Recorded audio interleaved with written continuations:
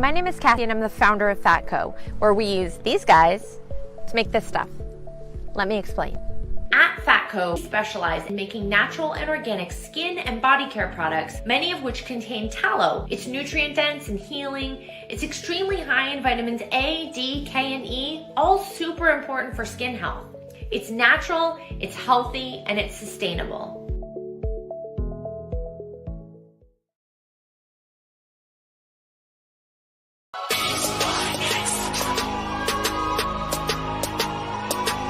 That people are saying, oh yeah, when you're finals MVP, you are now the best player on the planet. To me, that makes no sense whatsoever. I don't care if it's a week, 2, 4, 6, 7, 8. Who do we appreciate? LeBron James. That's who y'all gotta start appreciating. And you gotta stop disrespecting this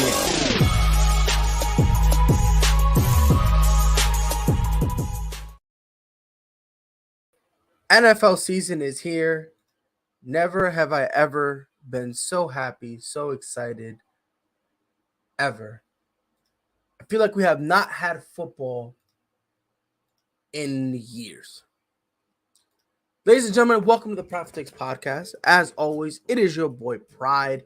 We got a packed show in store for you guys. Obviously, in a little bit, we're going to talk about the Buffalo Bills beating the Rams. Definitely was a game I did not expect. Obviously, we're going to continue the thing with Dummy of the Day. Who's my Dummy of the Day? Find out later. And some MLB rules that are planned to, in essence, take effect next year. Some people are upset about it. I'll tell you which ones I love, which ones I hate. But before all that, Lamar Jackson set a deadline today. And the Baltimore Ravens sent him a contract. They sent him a contract extension. Lamar Jackson refused it. He declined it. This is a quote from Ravens general manager Eric DeCosta. Quote, despite best efforts on both sides, we were unable to reach a contract extension with Lamar Jackson. We greatly appreciate how he has handled this process, and we are excited about our team with Lamar leading the way. We will continue to work towards a long-term contract after the season, but for now, we are looking forward to a successful 2022 campaign, end quote. Now, I will say this before I get into it. What Eric DeCosta said in the beginning, the first line, despite best efforts on both sides, first and foremost, he is handling this professionally and correctly. Because what is he doing? Simple. I am not going to sit out. I'm not going to make him on the back burner. I'm not going to make it seem like it's all his fault. Nope. Nope and no. Definitely making sure that he does not, he makes it seem like he's not throwing his guy under the bus at all. Now, does Lamar Jackson end up leaving Baltimore? Dare I say, I think so. Now, the main important thing to worry about is the fact that he still has, after this year, 2 more years, because they can franchise him. They can franchise tag him for 2 years. So he can end up staying for a long term. However, the fact that there's no long term, it's a problem. The only quarterback who was franchise tagged and ended up getting a long-term deal was Dak Prescott. Out of all the other quarterbacks that's been through it. More times than not, you end up going the Kirk Cousins route. I think he ends up leaving Baltimore. One thing to put in mind and pay specific attention to, they are not talking about this during the regular season. It is what it is. They will continue this conversation after this year. But until then, there is going to be no type of contract negotiation conversations. Now, here's the scary part about that. If you're Lamar, you get hurt. And I'm not talking about a little injury, but you're talking about something legit, something serious.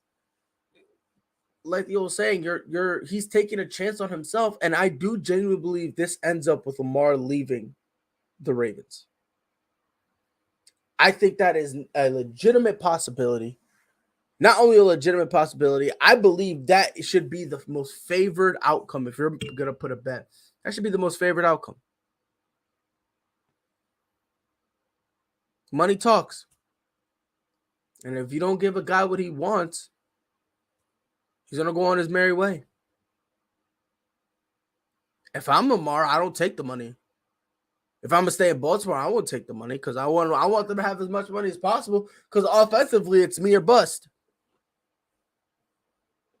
It's me or bust offensively. At some point, you're going to need to save them some money. But at the same time, he does feel like he deserves the money. So again, it's a weird conversation. Hilarious for me, though, because I ain't dealing with it. But at the end of the day, the Ravens have put themselves in a very, very interesting situation. People think they're basically, that they're screwed or whatever. But here's the thing. They're really not. They're really not that screwed. They're not as screwed as people think they're made out to be. See, people think what the Browns did for Deshaun Watson, that contract is going to end up hampering everybody. No, it's not. See, what people don't realize about the Deshaun Watson contract, it was an image thing. Why would you go get a guy who's going through that stuff and not quadruple down on him? They had no choice. They didn't really have a choice. They put themselves in an awkward corner and they had to double down on it. You're going to see more contracts like Kyler Murray. A lot of money, but not fully guaranteed. A huge signing bonus, not fully guaranteed. Does Lamar want to break that mold? Probably does. Who knows? Rumor has it that he would have been fine with $250 guaranteed or $250 million guaranteed. Who knows? Whatever contract, granted, we will end up finding out what's going on in terms of the contract situation. Eventually the contract is going to be leaked and we go from there. But it's a situation where, as it shows to say in the streets, oof. And it's oof because at some point, somebody, either Lamar or the Ravens, one of them are going to have to buck. You can see I told y'all Rams are overrated. We're going to talk that. Matter of fact, what a segue. We'll talk about that right now. What a time to be alive. What a time indeed. The Bills lost 31-10. A lot of people are tweaking about that. Are they endangered?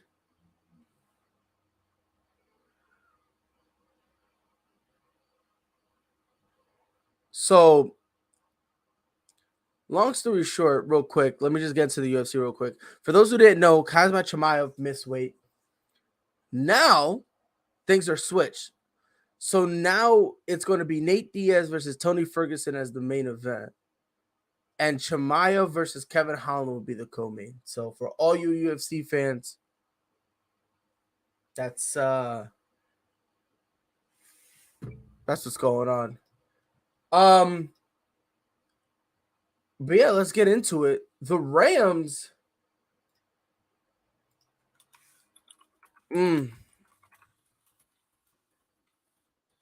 Here's my thing with what happened with the Rams. Not trying to be rude or anything, but man, it was a rough game. It was a horrible game. And it's crazy because the game didn't really get out of hand to the fourth quarter. Heading into halftime, it was tied 10-10. It was tied 10-10. And for me, what really kind of Jalen Ramsey got burnt. Yuki says the O-line couldn't block a goddamn thing, and Ramsey, who we thought he was, burnt toast. He got burnt. He got burnt bad. And I'm not even gonna make a single excuse on it. He got burnt badly. Horribly. It was bad. It was ugly. Line couldn't protect Matthew Stafford at all, and there were a couple times Matthew Stafford couldn't hit anything in terms of certain passes that he usually would, which is why I said I thought the Rams were going to lose. That elbow, there were some hits When Cooper Kupp was doing his Cooper Kupp thing, there were some times that Matthew Stafford missed him. And you couldn't tell me it wasn't because of his elbow. You couldn't tell me. Matthew Stafford went 29 for 41, 240 yards, 1 touchdown, and 3 interceptions. That was horrible. Another question mark, and obviously Cooper Kupp, 13 receptions, 120 yards with a touchdown, or 128 yards with a touchdown. Great. Here's the other thing. Cam Akers, 3 carries, 0 yards. Now, real quick, let's head over to the Bills side before we start talking about the Rams and how much trouble they're in. Josh Allen, 26 for 31, 297 yards, 3 touchdowns, 2 interceptions. Solid rushing from the team. Obviously, unfortunately, was led by Josh Allen with 10 carries, 56 yards. Devin Singletary, 8 carries, 48 yards. Zach Moss went 6 for 15. Stephon Diggs, 8 receptions for 122 yards with a touchdown. Gabe Davis also had 88 yards with a touchdown. And Jamison Crowder added 3 catches for 28 yards.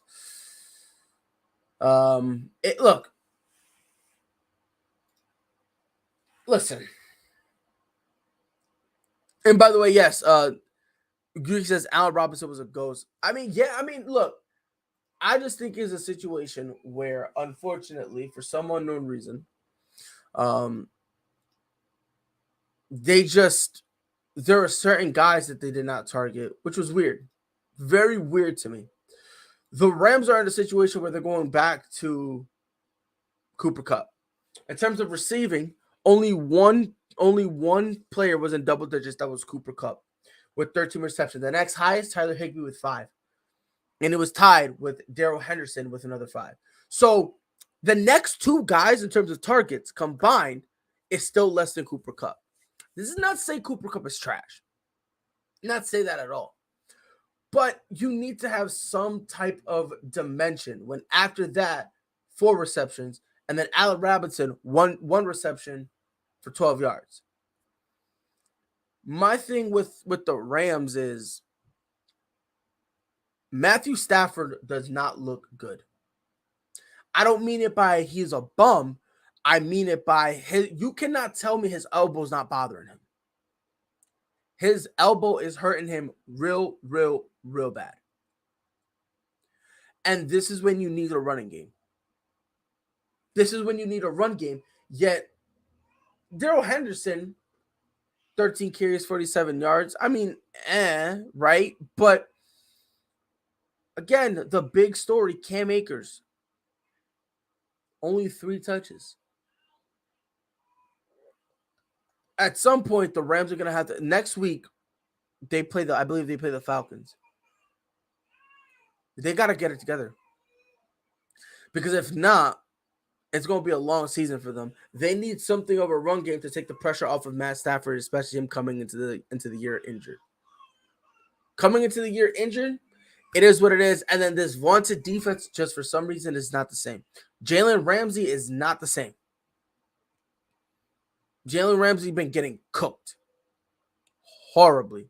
To Yuki's point, Ramsey has been scored on 67 games in a row. That's bad. Thought that was a lie, too. I thought that was a lie. But it's true. Fact checked it. It's horrible.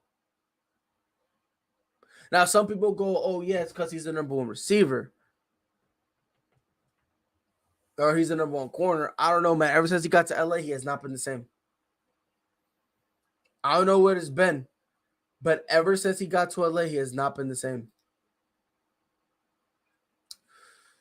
In terms of total yardage, the Rams are just outscored in every single thing. 4 total turnovers from the Buffalo, and they still couldn't cash in. He says, I don't know if you can tell, but they missed Andrew Whitworth. They did. It was horrible. I think it was the rookie that was replacing him. Von Miller was just bum rushing right through him. They missed him greatly. Granted, they're going to have to figure something out in terms of what are we going to do moving forward. If I'm the Rams, figure out if you want to keep Cam Akers or not. That's number one. That's first and foremost. Do you want to keep Cam Akers? And when you keep him, you need to make sure you have him in a situation where he can actually contribute. 3 carries is not enough for a guy who needs momentum. That's not enough. If you don't feel confident in him and you don't want to give him any more touches, fine, go trade him. Go put him on the market. You're not going to get a stud back, but you might have to convert to a running back by committee type of situation. You're going to have to. You might need to do something because at some point, having Cam Akers and only giving him 3 touches, 5 touches, 6 touches, that's not going to cut it. Especially this year when you need a legitimate run game. If the Rams had lost this game and it was a close game, that's one thing. The mere fact that in the fourth quarter they got blown out to the point that it's like if you just look at the score, you would assume that we're getting blown out, whistle to whistle. That's not the case. Again, going into the half, it was tied up. The third quarter was relatively competitive.